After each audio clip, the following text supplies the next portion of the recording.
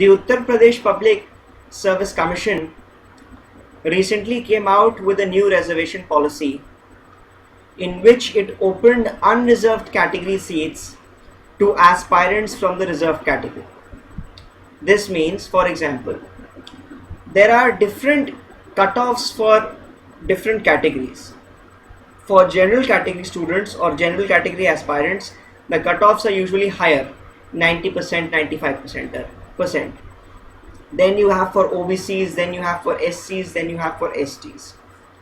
Now, according to this new reservation policy, if a reserved category student gets 95% and clears the cutoff which is meant for the general category, then he will be given admission in general category. If this kind of a policy is implemented, then students from general category will have minimum representation in the final selection list, because the gifted students from the reserved category will be given admission in general category and not in the reserved category. As soon as this decision came out in the public sphere, massive protests erupted in the saffron city of Allahabad, which is known for its secular tradition. Over there, people vandalized cars. There was a mini curfew imposed in that city. Shops had to be shut down, and eventually the matter was challenged in court. When the national media took cognizance of this particular issue, the ruling party in the populous state of Uttar Pradesh, that is the Samajwadi Party, it realized that somewhere down the line it had disturbed the caste arithmetic, and so it decided that the old reservation policy will be continued and this new reservation policy of the Uttar Pradesh Public Service Commission will not be implemented. The important thing is that we realize the implications of reservations, because reservations have been a part of India since over 6 decades now. So it becomes imperative for us to understand and realize why there is a need for reservations and how reservations are being politicized in a tacit manner so as to suit electoral interests of various political outfits. See, a lot of people argue that the system of reservation which we have in India, that is caste based reservations, it actually gives prominence, or rather it favors caste instead of merit. And so people argue that your caste is more important than your marks. It does not matter how much marks you get. What actually matters is which caste do you belong to. Those who oppose reservation, they also say that it leads to a mismatch. A person who is not very good, due to reservations he gets admissions, or rather he gets admission in some very good college, or he occupies very high government post due to reservations, even in promotions. And eventually what happens is that quality of education suffers because that person is not very much talented, quality of work suffers, and in the end the entire society suffers as a whole, because we are not producing quality graduates, we are not producing quality bureaucrats. People also argue that this kind of a reservation policy, it is actually against the right to equality, and it harbors racism and discrimination against people hailing from the upper caste. So their argument is that instead of finishing casteism, it is actually breeding casteism. It is strengthening caste identity. This is also one of the favorite arguments of those who oppose reservations, that the moment you start giving reservations on caste lines, people tend to identify themselves as either Dalits or Kshatriyas or Brahmins, and hence in a way somewhere down the line their caste becomes important for them. Some people also say that once you implement reservations, you ghettoize that particular caste or community to a greater extent. And what happens next is that whatever achievements they manage, everybody brushes those achievements aside, stating that all this has been achieved due to reservations. Now, first of all, we need to understand why is there a need for caste based reservation in this country. See, caste is a very big problem in India. It's basically a problem of the Hindu society, and as different religions which came to India, as they were influenced by Hinduism, to a great extent all religions in India have developed a kind of caste system, be it Buddhism, Sikhism, Islam or Christianity. So basically there are thousands of castes But there are four basic castes.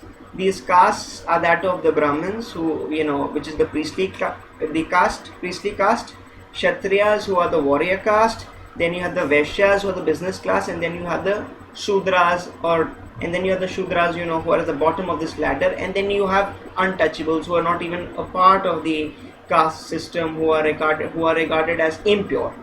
So basically, the argument given in some of the Hindu scriptures is that the Lord, they call him Brahma, the creator God, he created Brahmins from his head, the Kshatriyas from his hands, or rather his chest, then the Vaishyas from his thighs, and the Shudras from his feet. Now, some of the people who are very orthodox, they argue that there is nothing wrong in the caste system because every part of the human body is important. Your head is important, your hands are important, your thighs are important, your legs are important. And different, castes were supposed to do different works or different kind of jobs. But the problem is that as Hindu society developed, this caste system became very rigid. Initially, if you read the Rig Veda, there is a very, very beautiful verse in the Rig Veda which says that my father was this, my mother is this, and I am this. All three of them were in different occupations. But as the Hindu society developed and as later scriptures came into being, be it the Puranas or the Mahabharata or the Ramayana, this caste system strengthened. If you read the Gita in chapter number 18, Lord Krishna, he spells out duties for the various castes, and he tells Arjuna that a Brahmin, he's supposed to be pious, austere, he should be he should be knowledgeable, he should do the priestly work. And then he says the Kshatriyas should be brave, they should rule over the kingdom, they should manage the army. Then for the Vaishyas, he says that they should go into trade, they should help in agriculture, they should strive towards cow protection. And when it comes to the Shudras, he says that their only duty is to serve these three castes. And further, if you read further in chapter number 18, just 2 or 3 verses after he spells out the duties, he says that no matter how bad you might be in your duty and no matter how good you might be in someone else's duty, you are not supposed to leave the duty which has fallen upon your shoulder. So this led to a kind of hereditary occupation, which is called the hereditary principle. Suppose your father was an agriculturist or a farmer, you have to be a farmer. So if you are the son of a sweeper, you cannot get education, you have to become a sweeper. That is how the entire problem started. And later on, people said that these people, the people from the lower castes, specifically the Shudras, they were impure and they should not be granted entry into temples, and they were not allowed to use the same roads as upper caste people. They don't even have access to water from lakes, and these things are continuing till date. Even the Indian Constitution has abolished untouchability as a whole, but still in the remotest of villages of India, widespread discrimination is carried out against the lower castes. Intercaste marriages are not allowed because because people from higher castes think that it is actually a matter of great disrespect for them if they marry somebody from the lower castes. And sometimes there are caste wars in India. For example, the tribals and some Dalits, they have been supporting the Naxal movement in India because it is said that the resources in the area are being controlled by the upper caste landlords. Then in Bihar, an upper caste militia called the Ranveer Sena was formed, and they murdered many people from the lower castes, stating that if we don't murder them today, they will become Maoists later. There have been other incidents of violence where people who got married outside their caste, they were married by fanatics and by basically religious fanatics. So the need for reservation arises from the fact that India is an unequal society, and these reservations were initially for the SCs and the STs, but the Mandal Commission, which was formed in 1990s, it broadened its ambit and it also accommodated other backward castes. So about 49.5% of seats in educational institutions and government jobs are reserved for people coming from lower castes. So first of all, people from higher caste, or rather those who come from upper castes and oppose reservation, they should first of all understand that India is an unequal society, and somebody, if he is hailing from lower caste, his chances of attaining education are less, access to education is denied, he faces various kinds of discriminations. So it is the duty of the state to help that person. Positive discrimination or affirmative action, as we call it, it is carried out in every part of the country, in every part of the world actually, in some form or the other. When you are making single sex institutions so as to ensure that girls are properly educated, and you're trying to give weight to feminism, and you're trying to ensure that this world becomes very female friendly, then also you're indulging in a kind of affirmative action. So when you can help women who have traditionally been the weaker section, who have been discriminated against, why can't you help people from the lower castes? People today argue that, you see, reservations were initially meant for 10 years. Yes, it is true that reservations were initially meant for 10 years, but it was opined, it was supposed that in 10 years of time, all these social inequalities will cease to exist. But these inequalities haven't ceased to exist. A Brahmin is still a Brahmin, a Shudra is still a Shudra. A Shudra is supposed to be somebody who is very backward, a Brahmin is supposed to be someone who is very forward. So until and unless there is no social inequality, we cannot do away with reservations. We've got to understand this. In an interview given to BBC in 1955, B.R. Ambedkar, who was a great Dalit emancipator and the father of the Indian Constitution, he basically said the rationale behind this policy, or rather affirmative action, is that people from lower castes, they occupy positions in the government, and he called these positions strategic positions, so that they can look after the welfare of their own community. But unfortunately this is not happening, because the benefits of reservation are not flowing down to the ones whom it should actually flow down to. I will explain how.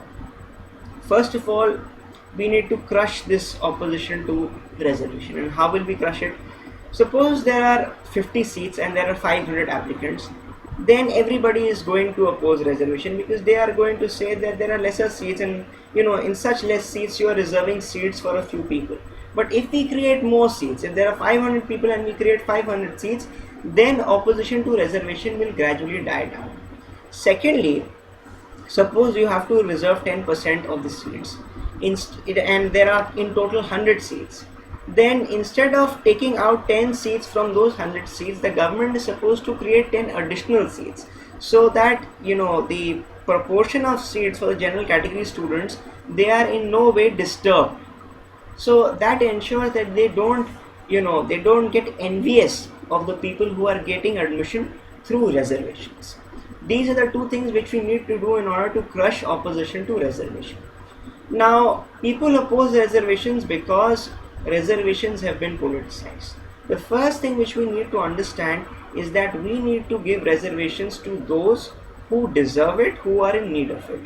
Today, before elections, parties come out with statements that we are going to make this particular section or community, backward community, and give them reservations. All these things are being done, or reservation is being utilized in a manner to strengthen vote banks. It is being used as an electoral saw. So we've got to stop this. Reservations have to be given on the basis of social and economic backwardness. And whenever you are giving a particular section of society or a particular caste reservation, then you need to back it up with empirical data, how they were discriminated against, what is the historical background, what are the reasons, how will this reservation affect them, how will they benefit, and is it actually benefit, and after 5 or 10 years we evaluate and see and how much they have progressed due to reservations. Now in India, what is actually happening is that political parties, like for example the Samajwadi Party, it wants to strengthen its Muslim vote bank. So it says that all Muslims are pichhdas, that is backwards, and it wants to give reservations to all of them. So this is wrong, because it is true that certain section, a huge section of the Muslim community in India is undoubtedly backward and they deserve reservations, and 50% of them are also getting reservations under the OBC category. But in no way can we say that all of them require reservations. Also, there is this creamy layer, because economic backwardness is also a criteria. So if I belong to the lower caste but my father is very rich and I belong to a very affluent family, then I need not get reservations. But suppose you say that a person who is earning up to 6.5 lakhs, his children can get reservations, then that argument is bogus, because in a country like India, where the per capita income is around 2000 US dollars, that is 1 lakh rupees, a person who is getting 6.5 lakh rupees every year, he is rich. He should not be given reservations, but just because political parties want to strengthen their vote banks, they want to win over the votes of a certain section of society or a certain caste, they do all these kind of things. So my point is, do not give reservation to those who don't deserve it, and do not deny reservations to those who deserve it. For example, in India, Dalit Muslims and Dalit Christians cannot get reservations. Suppose I am a Dalit and I am a Hindu. If I convert to Buddhism, I become a Dalit Buddhist, I get reservations. If I convert to Sikhism, I become a Dalit Sikh, I get reservations. But if I convert to Islam or Christianity and become a Dalit Muslim or a Dalit Christian respectively, I lose my right to affirmative action. So this is something which is horrendous, which is totally against the constitution. It is against the principle of equality, and I believe that Constitution Order 1950, which pertains to Article 341 of the Constitution, which basically says that an SC can only be a Hindu, Sikh or Buddhist, it should be amended, and every section of society should be included in it. It should be made religiously neutral. Now currently, if you're aware of the statistics, only 11.5% of the scheduled castes form of the entire scheduled castes, they form a part of the group-based services of the union government.